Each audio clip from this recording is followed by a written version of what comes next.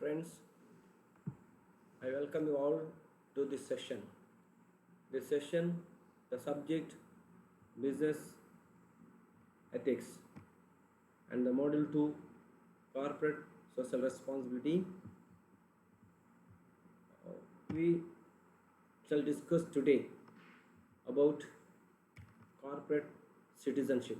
Corporate using citizenship means taking uh, citizenship by agreeing for the rights and duties of any country, like the business houses or these corporates, when they, of course, registered legally under the provisions of the act which is in force, that company will take citizenship. I mean, it can take statutory status, becomes artificial person, and when it takes up and agree for or consented for all those social, cultural, environmental responsibilities. As you know, corporate social responsibility is nothing but the responsibilities of corporate business houses towards the society in which they operate.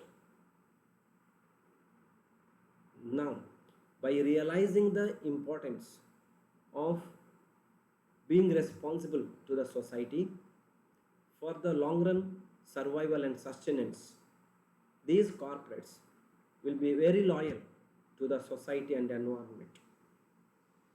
Their loyalty is nothing but they are accepting all these social, legal, environmental obligations which are put on their put on them.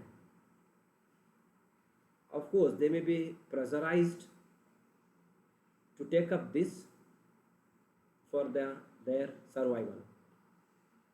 Let us discuss the meaning. See, corporate citizenship is a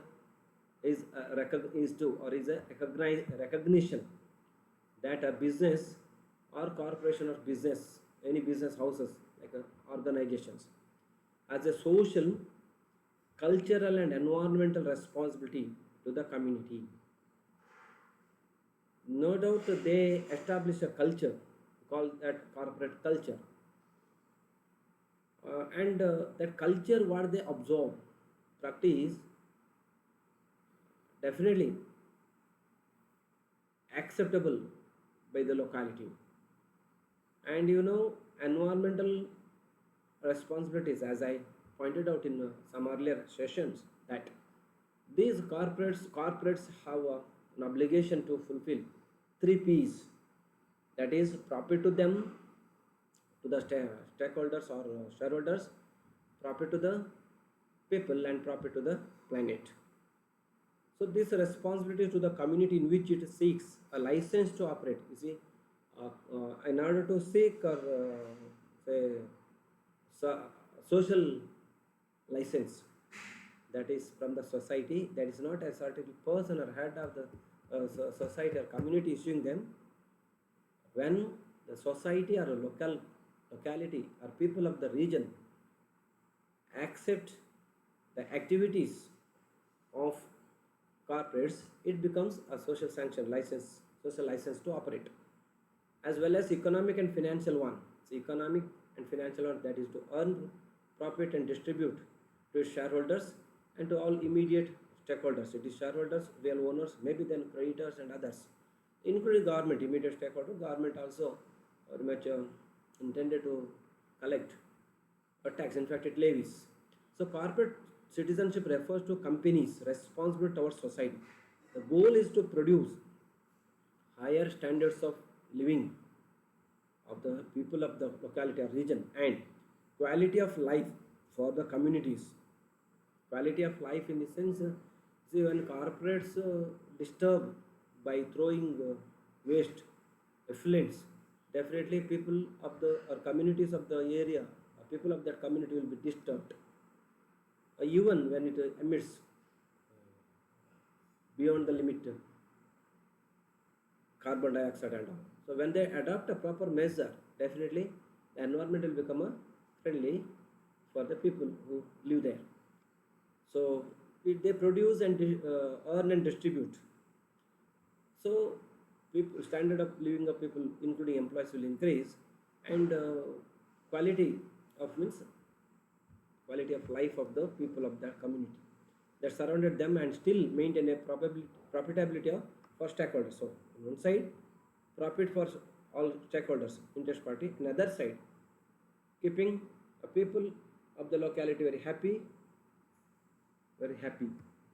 Then corporate citizenship means all the business have basic ethical and legal responsibility. Legal responsibility which is put in the constitution and all other statutes, laws which are uh, established or brought into force under the purview or framework of Constitution of India. Either which are domestically means within the country adopted and framed, and some may be from international level which are ratified or adopted through the amendment of to the constitution and all. However, the most successful business establish a strong foundation of corporate citizenship. You see, most successful in this sense, it's not just in terms of profit. When a company or firm succeed in meeting the expectations and discharge the obligations of towards all the stakeholders, all the parties, then it will be very successful. How it possible? That is through ethical and legal practices. So showing a corporate citizen showing a commitment to ethical behavior by creating a balance between the needs of the shareholders and the needs of the community and environment. Shareholders, okay, it is profit economic aspect. Community, maybe social, environment, and other things, surrounding areas. These practices help bring in consumers and establish a brand and company loyalty. See, again here consumers will be attracted towards this. That is called create. It creates customers and established brand. Their brand means people will be after their brand only, and thereby those customers will become very loyal to the company. In one side, company will be very loyal to the society through discharging all of its objectives. Another side, customers and employees will become very loyal to this organization or companies. So now stages of development corporate citizenship. See, corporate citizenship is a concept which is cognitive or psychological in nature, and it cannot be established immediately soon after the establishment of concern. They can have that, say, a citizenship. It's not like a registering and giving like other card and all. The societal approval, that is step by step or in long run it is possible. So companies go through different stages to reach the stage of citizenship. During the process of developing corporate citizenship, the companies rise to the higher stages of corporate citizenship based on their capacity and credibility. Capacity may be economic and other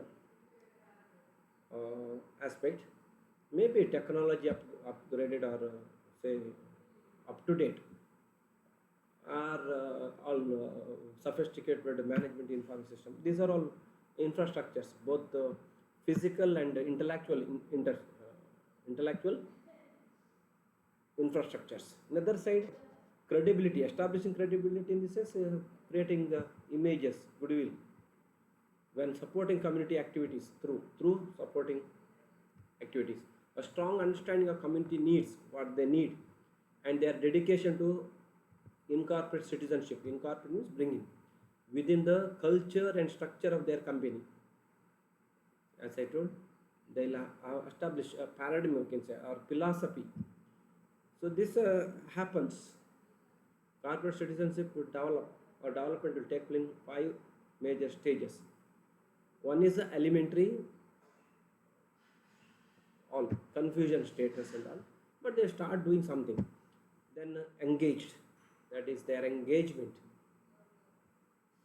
and involvement. Then innovative, bringing change, integrating organization system with this other environmental aspect. Then transforming, change ordinary business into super ordinary or such a committed business. First one, elementary stage.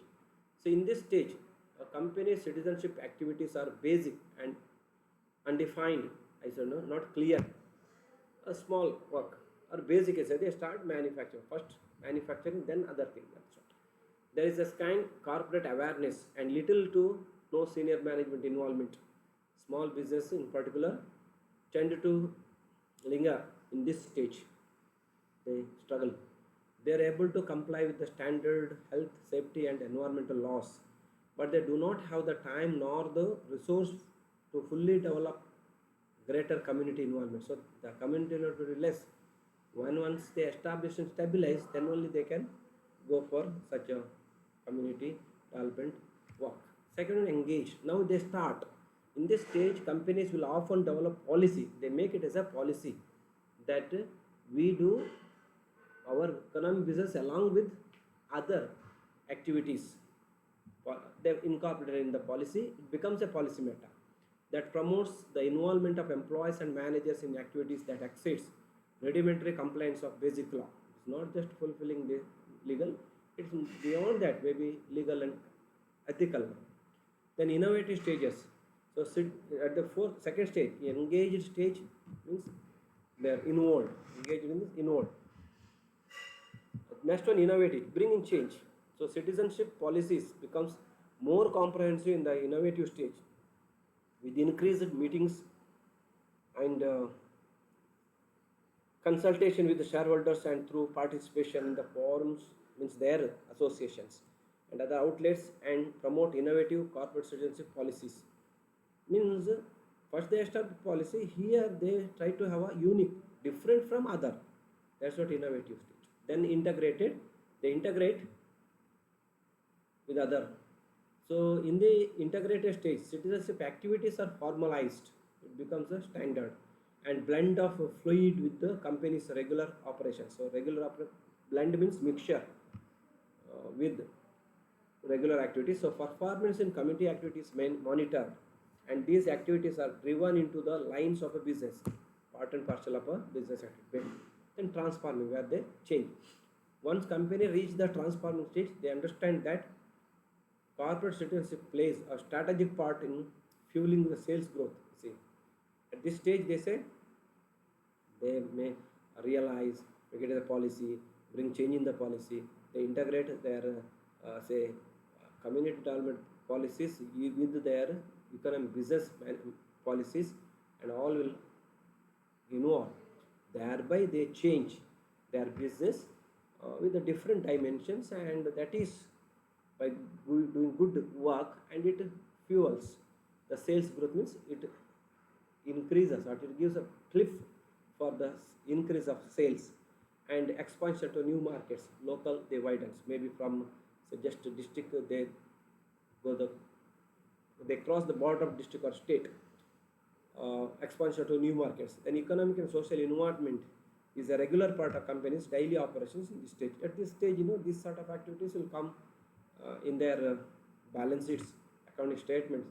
That may be the agenda in the AGM general body meetings and all. Thank you. This is all about this discussion on corporate social responsibility.